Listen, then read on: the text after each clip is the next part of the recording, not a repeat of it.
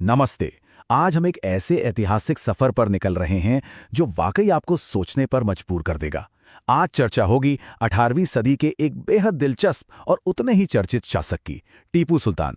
इस विश्लेषण में हम सिर्फ उनकी सैन्य शक्ति की बात नहीं करेंगे, बल्कि उनके भू राजनीतिक प्रतिरोध, कूटनीति और उन बेहद जटिल घरेलू नीतियों की गहराई में जाएंगे जिन्हें अक्सर अनदेखा कर दिया जाता है। तो चलिए, स्रोत सामग्री के आधार पर टीपू सुल्तान की एक स्पष्ट तस्वीर उकेरते हैं। आगे बढ़ने से पहले आज के मुख्य बिंदुओं पर एक नजर डालते हैं। मैसूर का बाग, वैश्विक गठबंधन, क्षेत्रीय बिसात, जटिल धार्मिक विरासत, हिंदू मंदिरों का संरक्षण और अंत में आखिरी लड़ाई। ये पूरा विश्लेषण पूरी तरह से ऐतिहासिक साक्ष्यों पर आधारित होगा। तो शुरुआत करते हैं पहले हिस्से से, मैसूर का बाग। 1782 में पिता हैदर अली के निधन के बाद का वो ऐतिहासिक दौर।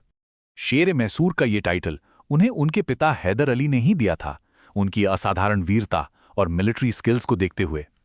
लेकिन देखिए, टीपू सुल्तान सिर्फ एक योद्धा नहीं थे, वे बेहद महत्वाकांक्षी थे। और कमाल की बात यह है कि उन्हें कन्नड़, उर्दू और फारसी जैसी कई भाषाओं का गहरा ज्ञान था। उन्होंने प्रशासन में भी कई नए प्रयोग किए, जैसे नई सिक्का प्रणाली, नया कैलेंडर और सबसे बड़ा गेम चेंजर, लोहे के आवरण वाले रॉकेट तोप खाने का विस्तार, जिसका इस्तेमाल उन्होंने अंग्रेजों के खिलाफ जमकर किया। अब आते हैं दूसरे हिस्से पर, वैश्विक गठबंधन। यहां हम उनकी उस अंतर्राष्ट्रीय कूटनीति को समझेंगे जिसका मुख्य लक्ष्य ब्रिटिश औपनिवेशिक विस्तार को रोकना था। विदेशों में राजदूत और भीतर फ्रांसीसी अधिकारी, ये रणनीति उनके कूटनीतिक दृष्टिकोण का सटीक सार है। टीपू सुल्तान समझ गए थे कि अंग्रेजों जैसी बड़ी ताकत से अकेले नहीं लड़ा जा सकता, इसलिए अंग्रेजों और फ्रांसीसियों के बीच चल रहे अंतर्राष्ट्रीय संघर्ष का पूरा फायदा उठाते हुए उन्होंने सक्रिय रूप से अलग अलग देशों में अपने राजदूत भेजे और अपनी सेना को आधुनिक बनाने के लिए फ्रांसीसी अधिकारियों को सीधे अपने मिलिट्री स्ट्रक्चर में शामिल कर लिया। सच में एकदम ग्लोबल अप्रोच।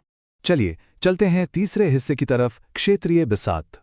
देखते हैं कि इन इंटरनेशनल चालों का स्थानीय स्तर पर क्या असर हुआ। ये टाइमलाइन समझना बहुत जरूरी है कि ब्रिटिश ताकतों ने मैसूर को घेरने के लिए कैसा जाल बिछाया था। 1786 में लॉर्ड कॉर्नवालिस ने निजाम और मराठों के साथ मिलकर एक संयुक्त मोर्चा बनाया, जिसका नतीजा निकला मार्च 1792 की श्रीरंगपट्टनम की संधि। फिर अप्रैल 1798 में जब टीपू को फ्रांसीसियों से कुछ मदद मिली, तो काउंटर में 1798 में ही लॉर्ड वेलेस्ली ने वापस एक नया गठबंधन खड़ा कर दिया। ये बिल्कुल एक शतरंज के खेल जैसा था, जहां अंग्रेज लगातार उनकी घेराबंदी कर रहे थे। और 1792 की उस श्रीरंगपट्टनम की संधि की शर्तें देखिए। ये टीपू के लिए किसी बुरे सपने से कम नहीं थीं। उन्हें अपने राज्य का आधा हिस्सा सरेंडर करना पड़ा, ऊपर से 30 लाख पाउंड का भारी जुर्माना। जरा सोचिए उस वक्त ये कितनी बड़ी रकम रही होगी। और सबसे दर्दनाक बात, उन्हें अपने 2 बेटों को लॉर्ड कॉर्नवालिस को बंधक के रूप में सौंपना पड़ा। इस संधि ने न सिर्फ उनकी शक्ति को लगभग खत्म कर दिया, बल्कि उनके साम्राज्य को समुद्र से भी पूरी तरह काट दिया। तो अब यहाँ एक बहुत ही बड़ा और प्रासंगिक सवाल उठता है।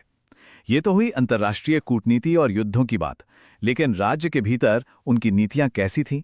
अब हम इस भू राजनीतिक संघर्ष से शिफ्ट होकर उनके घरेलू प्रशासन पर आते हैं, जिस पर आज भी इतिहासकारों के बीच काफी बहस होती है। यह हमें ले आता है हमारे चौथे हिस्से पर, एक जटिल धार्मिक विरासत, जिसे लेकर इतिहासकारों के विचार काफी अलग हैं। इतिहासकारों के बीच उनकी छवि 2 बिल्कुल अलग हिस्सों में बटी दिखती है। एक तरफ उन्हें कट्टर, रूढ़िवादी और निरंकुश मुस्लिम शासक माना जाता है, वहीं दूसरी तरफ उन्हें एक सुसंस्कृत संरक्षक और सहिष्णु नेता के रूप में देखा जाता है। यहाँ तक कि महात्मा गांधी ने भी इतिहास की उन किताबों की आलोचना की थी जो टीपू को सिर्फ धर्मांतरण के लिए मजबूर करने वाले शासक के रूप में दिखाती थीं। गांधी जी का मानना था कि उनके कन्नड़ भाषा में लिखे गए पत्र उनकी उदारता का जीवंत प्रमाण हैं। खैर, हमारा काम यहाँ किसी एक पक्ष का समर्थन करना नहीं है, बल्कि स्रोत सामग्री में मौजूद इस बहस का ज्यों का त्यों विश्लेषण करना है। तो चलिए सीधे तथ्यों पर चलते हैं। 5वें हिस्से में देखते हैं हिंदू मंदिरों के संरक्षण के बारे में क्या दस्तावेजी साक्ष्य मौजूद हैं। ये संख्या देखिए, 34। ये अपने आप में बहुत कुछ कहती है। ऐतिहासिक दस्तावेजों के अनुसार 1782 और 1799 के बीच टीपू सुल्तान ने अपनी जागीर के भीतर हिंदू मंदिरों को ठीक 34 दान के सनद यानी विलेख जारी किए थे। ये कोई सुनी सुनाई बात नहीं है, बल्कि पुरातत्व विभाग में संरक्षित रिकॉर्ड्स का हिस्सा है। इन प्रमुख दस्तावेजी दानों की लिस्ट पर एक नज़र डालिए। कलाले के लक्ष्मीकांत मंदिर को 4 चांदी के कप दिए गए। नंजुंडेश्वर मंदिर को एक हरे रंग का शिवलिंग भेंट किया गया। श्रीकांतेश्वर मंदिर को एक रत्न जड़ित कप दिया गया और श्रीरंगपटना के रंगनाथ मंदिर को 7 चांदी के कप पेश किए गए। अब कई विद्वानों का ये नजरिया है कि ये दान और संरक्षण दरअसल एक रणनीतिक तरीका थे ताकि वे अपनी हिंदू प्रजा और स्थानीय संस्थाओं के साथ एक मजबूत गठबंधन और समर्थन बना सकें। और इसी संदर्भ में 1791 का श्रृंगेरी शंकराचार्य मठ पर हुआ मराठा छापा देखना बहुत जरूरी हो जाता है। हुआ ये था कि रघुनाथराव पटवर्धन की मराठा सेना ने मठ पर हमला किया, मूल्यवान संपत्ति लूट ली और इस दौरान कई लोग मारे गए।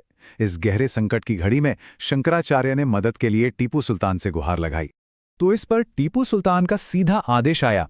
शंकराचार्य को नकद में 200 राहत, फनम और अन्य उपहार भेजे। उन्होंने बेदनूर के आसफ को ये सख्त निर्देश दिया था। उन्होंने शंकराचार्य को लिखे गए पत्रों में इस हमले पर गहरा दुख और आक्रोश भी जताया था। और कमाल की बात यह है कि ये कूटनीतिक पत्राचार और वित्तीय समर्थन सिर्फ उस साल नहीं बल्कि पूरे 1790 के दशक के दौरान लगातार चलता रहा। और अब हम इस ऐतिहासिक चर्चा के आखिरी हिस्से पर आते हैं, द फाइनल स्टैंड, श्रीरंगपट्टनम का पतन। 4 मई 1799 श्रीरंगपट्टनम का पतन। भारी घेराबंदी और एक भीषण युद्ध के बाद टीपू सुल्तान अपनी राजधानी की रक्षा करते हुए वीरता के साथ लड़ते हुए मारे गए। उस समय उनकी उम्र मात्र 48 वर्ष थी। इस मृत्यु के साथ ही लगभग 33 सालों से अंग्रेजों के विस्तार का कड़ा विरोध कर रही मैसूर की शक्ति का अंत हो गया और राज्य का बंटवारा कर दिया गया। तो इस पूरे विश्लेषण के बाद अंत में ये विचारोत्तेजक प्रश्न उठता है, क्या किसी ऐतिहासिक व्यक्ति को सिर्फ एक वैश्विक कूटनीतिज्ञ या सिर्फ एक घरेलू संरक्षक के नजरिए से देखना काफी है? जब हम इन दोनों पहलुओं का एक साथ विश्लेषण करते हैं तो क्या ऐतिहासिक विरासत को समझने का हमारा नजरिया नहीं बदल जाता? सच तो यह है कि इतिहास कभी भी सिर्फ ब्लैक एंड व्हाइट नहीं होता। इसमें कई जटिल परतें होती हैं जिन्हें बिना प्राथमिक स्रोतों के समझना नामुमकिन है। आज के इस गहरे ऐतिहासिक विश्लेषण में हमारे साथ जुड़ने के लिए आपका बहुत बहुत शुक्रिया।